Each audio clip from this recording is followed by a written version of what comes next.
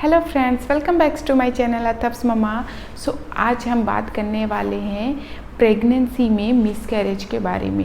बहुत सी mother pregnant होती हैं बट उनका अनफॉर्चुनेटली किसी कॉम्प्लिकेशंस के वजह से मिसकैरेज हो जाता है। तो जैसे हर मदर्स के लिए, हर लेडीज़ को ले प्रेग्नेंट होना उनके लिए जितना हैप्पीनेस, जितनी अच्छी बात होती है, उतना ही जो दुख होता है वो मिसकैरेज के नाम से होता है।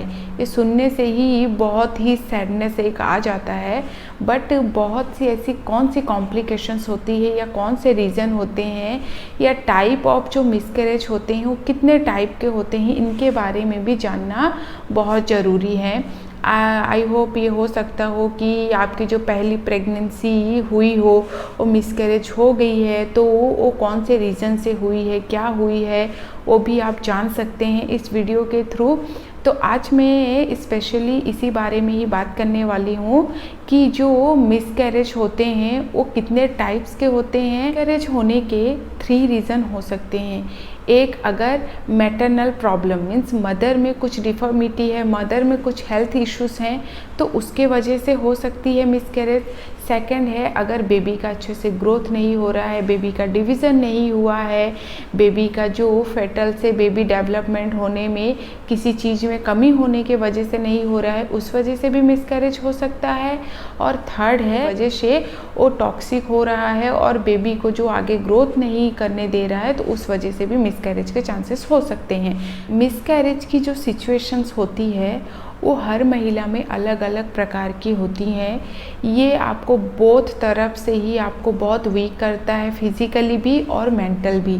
और मेरी जो फर्स्ट प्रेगनेंसी थी उसमें मेरा मिसकैरेज हो गया था। ये मैं आपसे बाद में शेयर करूँगी इस टॉपिक के बारे में।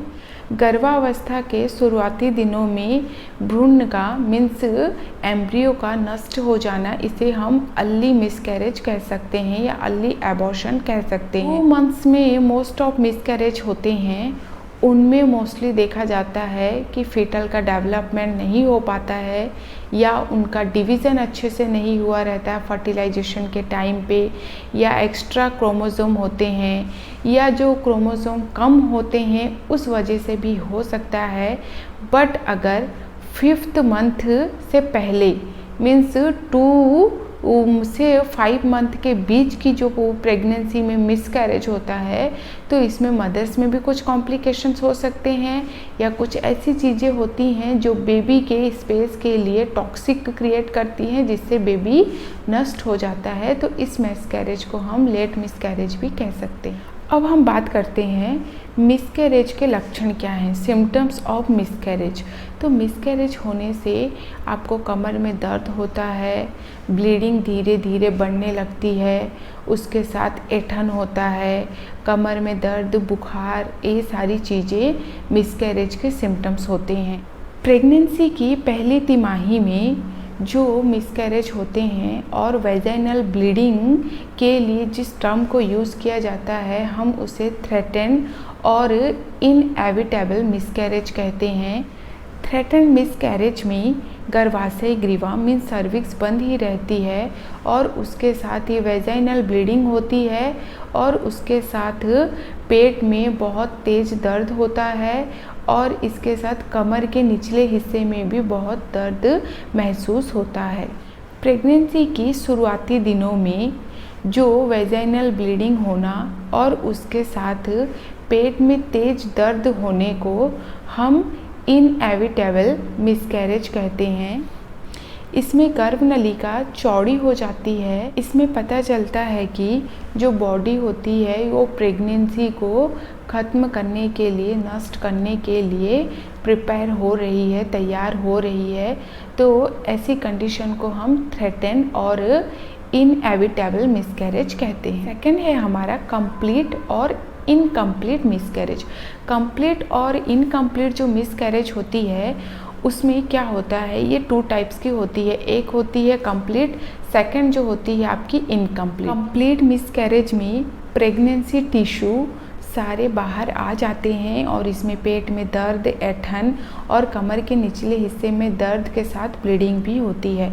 पर जो इनकम्प्लीट मिसकैरेज होता है, इसमें जो प्रेगनेंसी टिश्यू होते हैं वो कम्प्लीटली बाहर नहीं आए रहते हैं और इसका पता हमें अल्ट्रासाउंड के थ्रू ही पता चलता है कि कितने अभी प्रेगनेंसी के जो भ्रूण के टिश्यू हैं अभी बॉडी में अब तक भी हैं और कितने रिमूव हो चुके हैं। और इसमें भी पेट में दर्द, ऐंठन और उसके साथ आपको कमर के निचले हिस्से में भी पेन बना रहता है और इसमें बहुत हैवी ब्लीडिंग भी होती है। थर्ड है हमारा मिस्ड मिसकैरेज। मिस्ड मिसकैरेज किस कंडीशन को कहते हैं?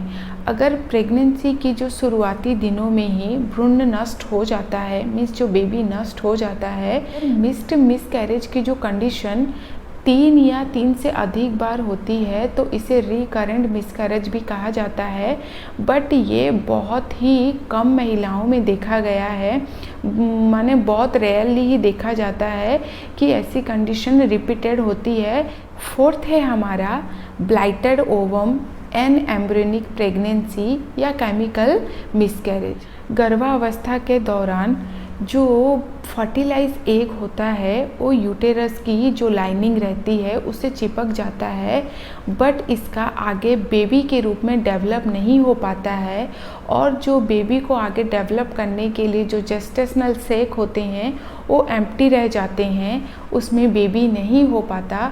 इस टाइप की जो कंडीशन होती है इसे हम ब्लाइटेड ओवम या अनएम्ब्रियोनिक प्रेगनेंसी कहते हैं। इसमें बेबी आगे जो एम्ब्रियो होती है वो आगे बेबी में डेवलप नहीं हो पाती। ब्लाइटेड ओवम की जो कंडीशन होती है वो आपके कंसेप्शन होने के कुछ दिनों के बाद ही मिसकैरेज हो जाता है। फिफ्थ है हमारा एक्टोपिक प्रेगनेंसी कह सकते हैं या ट्यूबल प्रेगनेंसी हम कह सकते हैं। एक्टोपिक प्रेगनेंसी ये कौन सी कंडीशन में होती है? अगर जो हमारा एम्ब्रियो है, हमारा बेबी या भ्रूण जिसे कहते हैं शुरुआती दिनों में, अगर वो हमारी गर्भाशय में इम्प्लांट होने के बजाय अगर गर्भाशय से बाहर कहीं इम्प्लांट हो जाता है, मीन्स जैसे फैलोपियन ट्यूब में इम्प्लांट हो जाना या ओवरी के पास इम्प्लांट हो जाना, तो ऐसी कंडीशन को हम एक्टोपिक या ट्यूबल प्रेगनेंसी कहते हैं। तो ये जो कंडीशन होती है इसमें जो हमारा बेबी होता है वो आगे डेवलप नहीं कर पाता, मीन्स एम्ब्रियो का आगे विकास नहीं हो पाता है और ऐसी मिसकैरेज में ब्लीडिंग भी होती है और उसके साथ ही मॉर्निंग सिकनेस की भी प्रॉब्लम होती है और ये बहुत ज़्यादा आपकी लॉन्गर नहीं होती है। आपको अल्ट्रासाउंड के थ्रू पता चल जाती है कि आपकी एबनॉर्मल प्रेगनेंसी है। सिक्स्थ है हमारा मोलर प्रेगनेंसी।